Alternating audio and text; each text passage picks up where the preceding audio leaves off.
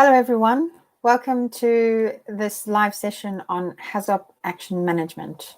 So earlier this week, I put a post on LinkedIn and I got your feedback about what your issues might be with HAZOP action management and I was going to provide you some information in this session as to how you might be able to solve those.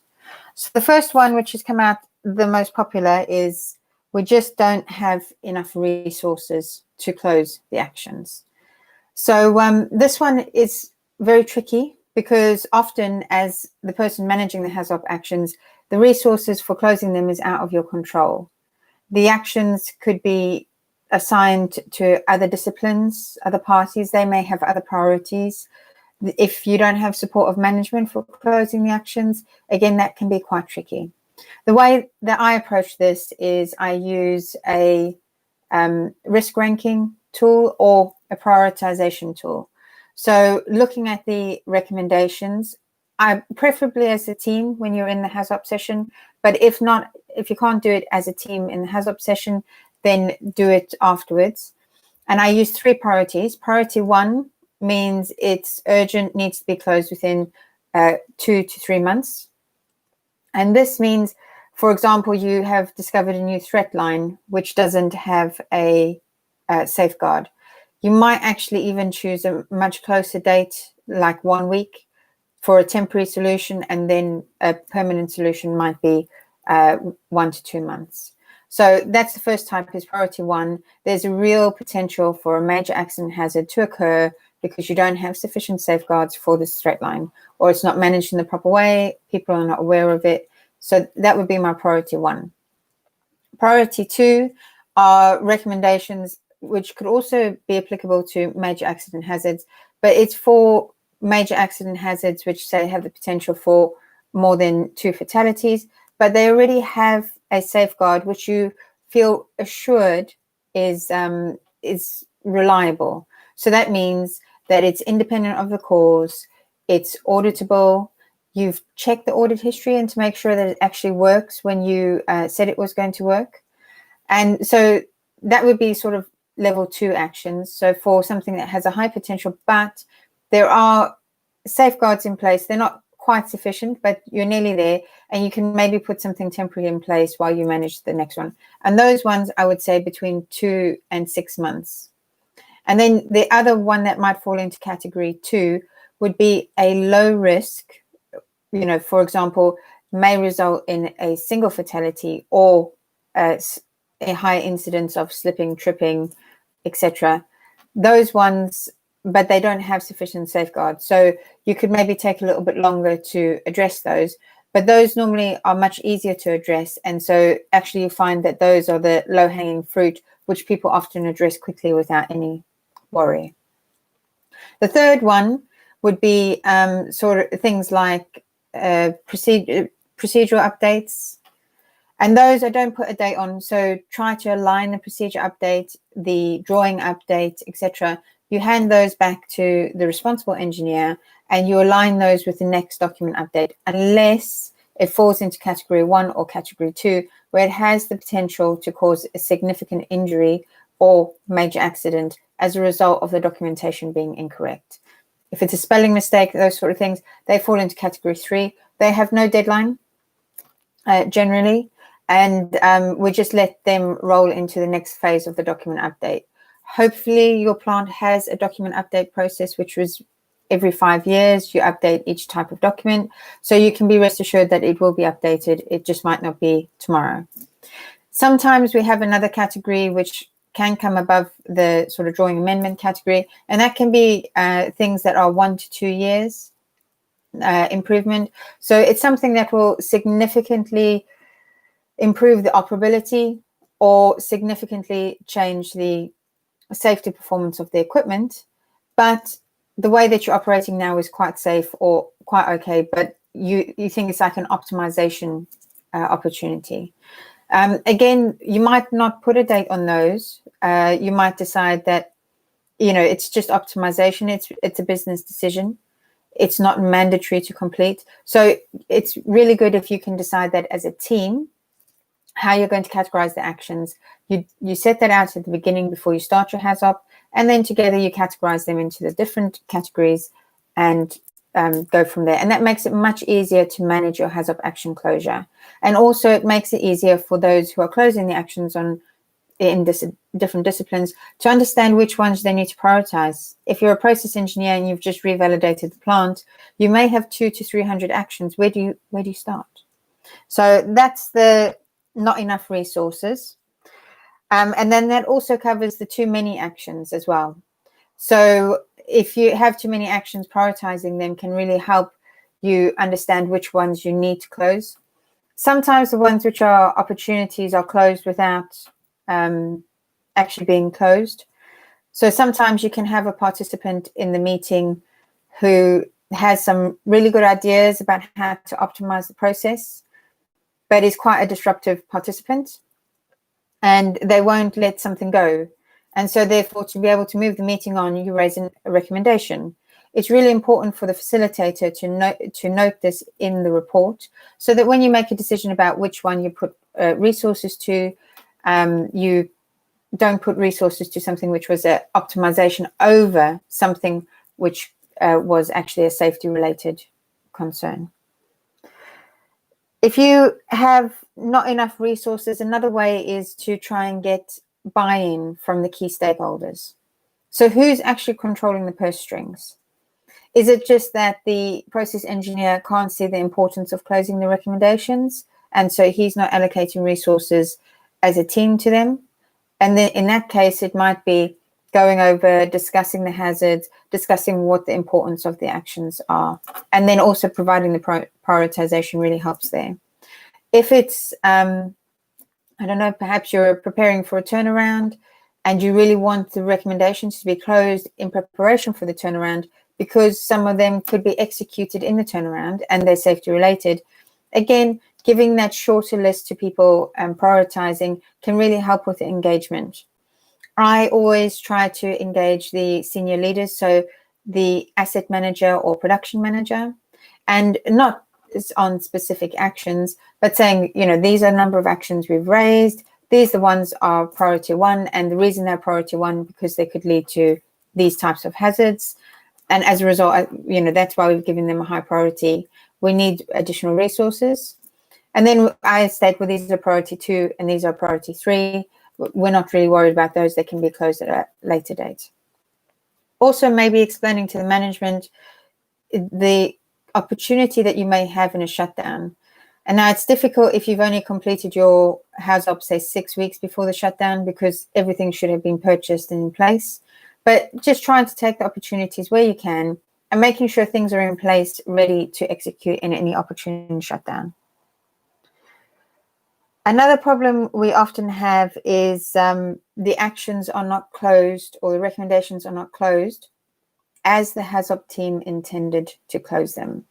Now, Ian on the comments suggested that we have a closeout meeting with the facilitator to ensure that the recommendations were closed out in accordance with their intent. I have had one of those meetings as a facilitator myself, and people have phoned up and said, we had this recommendation, we've closed it in this way, can you just confirm to us as a team that this would be appropriate? And the reason for that was because we were designing a new system, and so therefore none of the safeguards were in place when we did the layer of protection analysis. And then they proposed a solution, and so we got back together, we run a trial session in the LOPA sheet, and we found that the way they were proposing to close the recommendation was sufficient. And it also gave them a bit of clarity that some of the way that they were proposing to close the recommendation wasn't independent of each other. So it allowed them to focus on really the safeguards which were independent of each other. But in general, I have not had these closeout meetings. However, I have seen a lot of problems with people not closing recommendations in accordance with the intent. As a result, I've come to the main point of this presentation, which is that HAZOP actions don't start when the HAZOP is over and you get the report. HAZOP action management starts in the preparation for the HAZOP. There are loads of actions that you can avoid in a HAZOP if you do some really good planning and reviewing the documents. Some companies like BP and Shell have checklists that you should fill out before you go to a HAZOP. And these catch silly things like, you've put the relief valve downstream of a blockage, which is not in accordance with the code, which could just be a mistake that you've done on the drawing. But that can be caught by, those types of things can be caught by a checklist, which reduces the number of HAZOP actions. Having a really good review of the drawings before they go to HAZOP is really important. So that's what I always made sure I did as a technical safety engineer when I was organizing HAZOPs.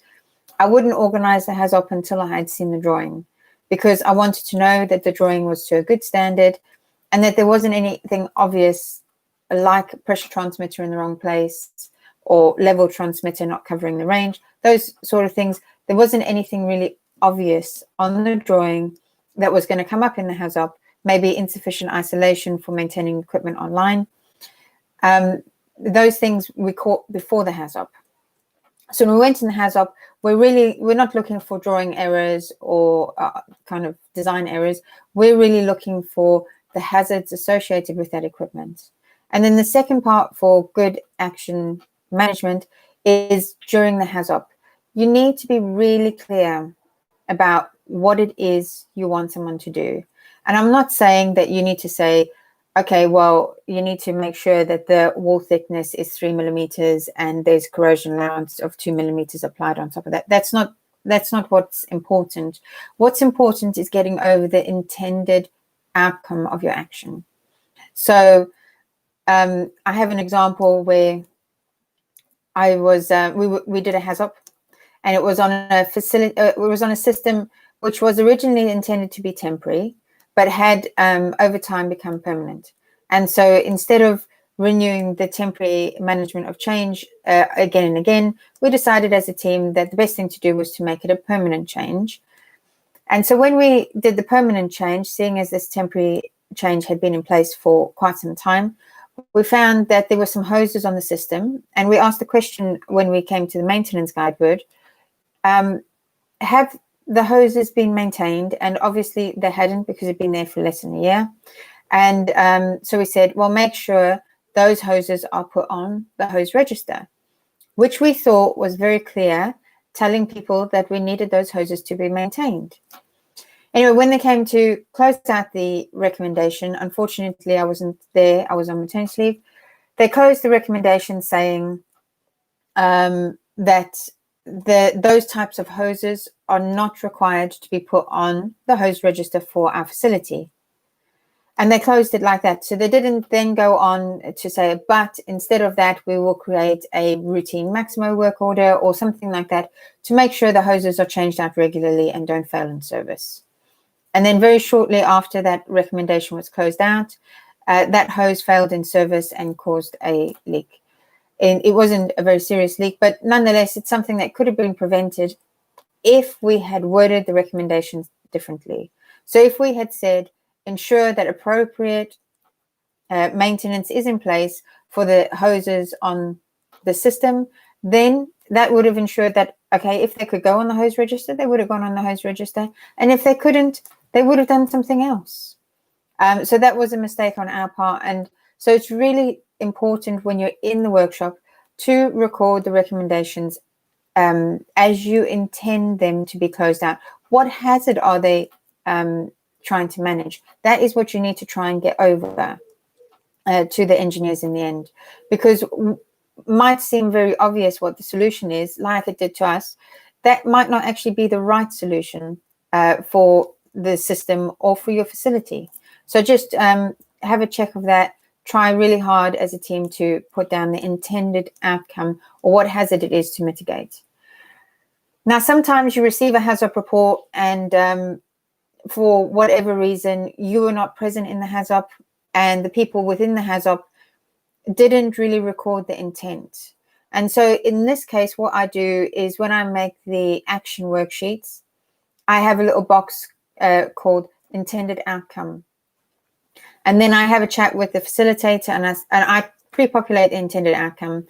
I have a chat with the facilitator and say, is this what you meant us to do when you meant for us to close this recommendation? And then between us, we just make sure that the intent of closing that action is clear. And then those are what I give to the engineers to close. And then when I review, because even when I do that and we've made sure the wording is correct, the intent is correct, I still often get recommendations coming back to me for approval, which do not meet the intent. So if you need to have a person within your organization where the action stops with, right? So that person needs to review the recommendations, and they're not reviewing to make sure that a person of sufficient seniority completed the action or has signed off on the action. They are reviewing that recommendation meets the intended outcome of the recommendation. So if the intended outcome is that the hose is to be maintained, the action closure needs to state that the hose is going to be maintained in this way, in this way, in this way. And also it mustn't say, we hope that the hose will be maintained in this way and that will be managed in the next stage of the project. That's not closing the action either. That's just deferring the action. And in that case, the recommendation can remain open and it can move to the next phase of the project. So just be really careful when actually closing, and have someone who's diligent and thorough looking at each recommendation and making sure that it meets the intent. And the last one is that sometimes when you have recommendations coming from a team, especially if it's a project team or if the facilitator hasn't worked in operations, you can get recommendations which are like War and Peace. Change every butterfly valve in the facility to prevent leakage. It's just like, that's never going to happen. We're never going to be able to close that recommendation. When actually what they intended was, we are using sulfuric acid in the service and there is a butterfly valve for the service, and a butterfly valve doesn't have sufficient integrity in closing. And because it's sulfuric acid in high concentration, we can't rely on a butterfly valve for isolation. And therefore, this valve and any other butterfly valves on this high hazard service need to be changed out for something with higher integrity. That's actually something that we can manage, we can close. And also that means that, for example, if we say we're going to use this valve for isolation, but this one is not, this one, if it's butterfly valve, can stay as a butterfly valve, but this one will need to be changed for high integrity so we can use it for isolation. So really important to be involved in the HAZOP. Even if you feel like you're not adding value, you add value when you word the recommendations and you make sure that you are not asking for too much, and also that it's something achievable and that it's clear what you want. The last one was added also on LinkedIn was closure planning. So when you do the HAZOP revalidation, never, ever, ever assume that you will have no recommendations coming out. You have a new team looking at it, and that's the whole point of the exercise, is the new teams looking at it, and you may identify gaps which need to be closed to manage the facility well. Make sure you have the prioritization, and that's part of your planning. What priorities are you going to have so that you can then, when as you come out of the HAZOP, you can allocate resources accordingly. Sometimes we have a process where if you identify a category 1 or system 1 kind of recommendation, that you contact the person who's organizing the HAZOP, so that in case they need to take action straight away, for example, you might find that there's a HPLP interface which doesn't have any overpressure protection. That would be something that you need to take immediate action if the facility is operating. So you want to have something in place like that so that the facilitator knows when to flag things with you. And then also having a regular weekly meeting helps you plan again, because you can start to get an idea of how many recommendations have been raised. As I mentioned, closure planning starts before the HAZOP, so making sure that you follow some simple checklists. I can provide a couple after this session. If there's any interest, just put it in the comments, that you can use to just check your system and say, okay, well, I'm installing a pump. Is it a reciprocating pump? Okay, yes, then it needs a relief valve. If it's a centrifugal pump, is it fully rated? If not, it needs a relief valve. So those sort of things are very easy things to check, and you can close almost all of those out before you get to the HAZOP. Another thing with action closure is sometimes you think that you need to do everything all at once, and then it just becomes like an impossible task. Nobody wants to start, so they just don't start. And another thing is, if you find you have a lot of category 1 or system 1 kind of recommendations, or you have a lot of category 2, you might want to bring in additional resources through a contractor so that you can help to close those recommendations in a timely manner. Time and time and time again in incident investigation reports, we find that there is a lot of process safety actions which haven't been closed. They've just been left. You know, if you have a plan in place and something goes wrong, but you had the resources lined up and everything was going to happen, well, then, you know, that's just what happened. But if you didn't have a plan in place, or you had a plan in place and you had to change it because there wasn't resources, or you had a plan in place and it's not resourced, so it was never actually going to be executed, then the regulator is going to be really tough on you, and they're going to be, you haven't been managing your responsibility very well. So those are all the questions that I had from LinkedIn. If anybody on the line has any questions, otherwise we'll close the session.